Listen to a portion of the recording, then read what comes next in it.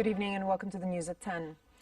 His Majesty King Abdullah received a phone call from German Chancellor Angela Merkel, during which they discussed bilateral relations and ways to further expand them.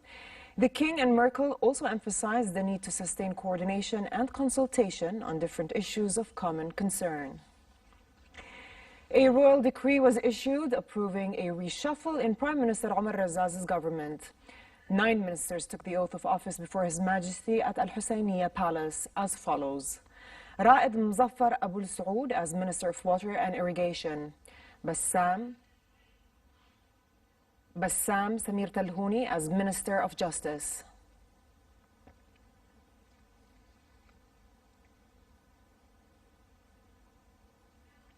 Majd Mohammed Shweke, Minister of State for Administrative and Institutional Development.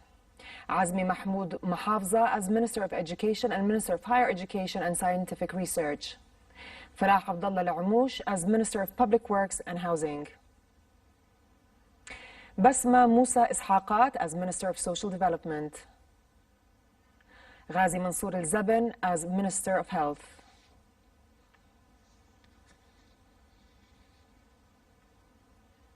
Ibrahim Subhi Al-Shhade as Minister of Agriculture and Minister of Environment.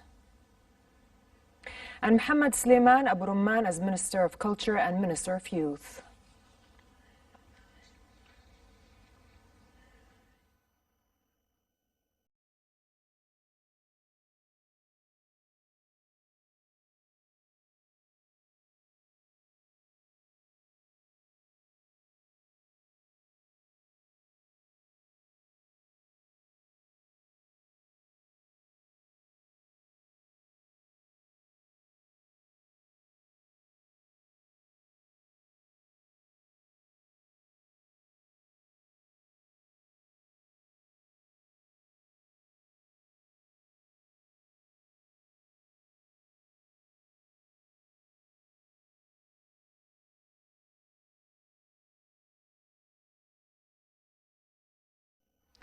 Earlier in the day, a royal decree was issued accepting the resignation of 12 ministers effective as of today. Adel Isa Al-Twaisi, Minister of Higher Education and Scientific Research. Hala Lattouf, Minister of Social Development. Mahmoud Yassin Al-Shuaib, Minister of Health. Yahya Musa Kasbi, Minister of Public Works and Housing. Naif Hamidi Al-Faiz, Minister of Environment. Majd Mohammed Shweka, Minister of Public Sector Development. Khalid Musa Al-Hanifat, Minister of Agriculture. Awad Al-Mashakbe, Minister of Justice. Munir Musa Awais, Minister of Water and Irrigation. Azmi Mahmoud Mahafza, Minister of Education. Makram Mustafa Al-Gaisi, Minister of Youth, and Basma Muhammad Al-Nsour, Minister of Culture. Prime Minister Omar Razaz said he reduced his 28-member cabinet to 25 as some ministers took on 2 portfolios. Razaz said in a press statement that the aim of merging some ministries is to monitor government expenditures. He explained that combining 2 portfolios for some ministers doesn't mean an immediate merging of ministries, as laws and bylaws need to be amended first. The government, Razaz added, worked hard over the past few months to put in place a clear program for the next 2 years.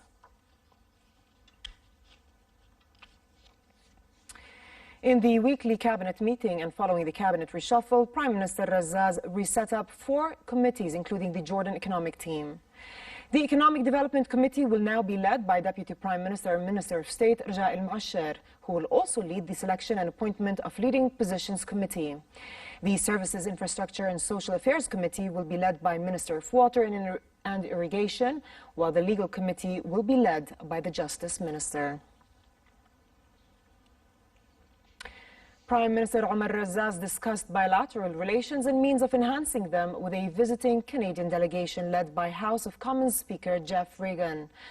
Razaz expressed Jordan's gratitude to Canada for its support to Jordan and UNRWA as Canada increased its financial contribution to the agency.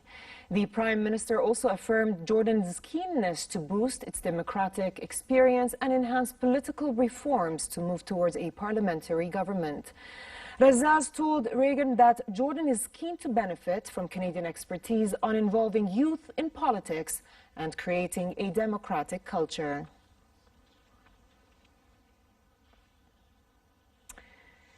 In Gaza, fishermen have been struggling after Israel tightened the restricted fishing zone it enforces off the Palestinian enclave from 9 to 6 nautical miles. Fisherman Akram Maqdad, who is struggling to provide for his family of 10, said life is unbearable and his family is unable to live like this. He is one of around 3,700 suffering fishermen in Gaza. Traders in Gaza's fish markets say prices have risen because the supply of fish cannot meet demand in the enclave of 2 million, which is in deep economic crisis. Israel claimed the new limitations are to protect itself from Palestinians.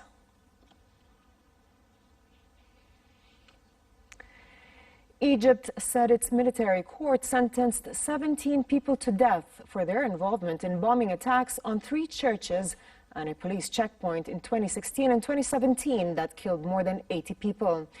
Egyptian state news agency MENA said that 19 others were handed life prison terms for the attacks which hit churches in Cairo, Alexandria, and the Nile Delta city of Tanta.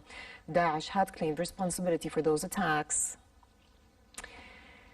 In sports and the Youth Olympics in Buenos Aires, Argentina, Russia continued to dominate in the pool with Clement Kolesnikov adding his 4th and 5th gold medals of the Games.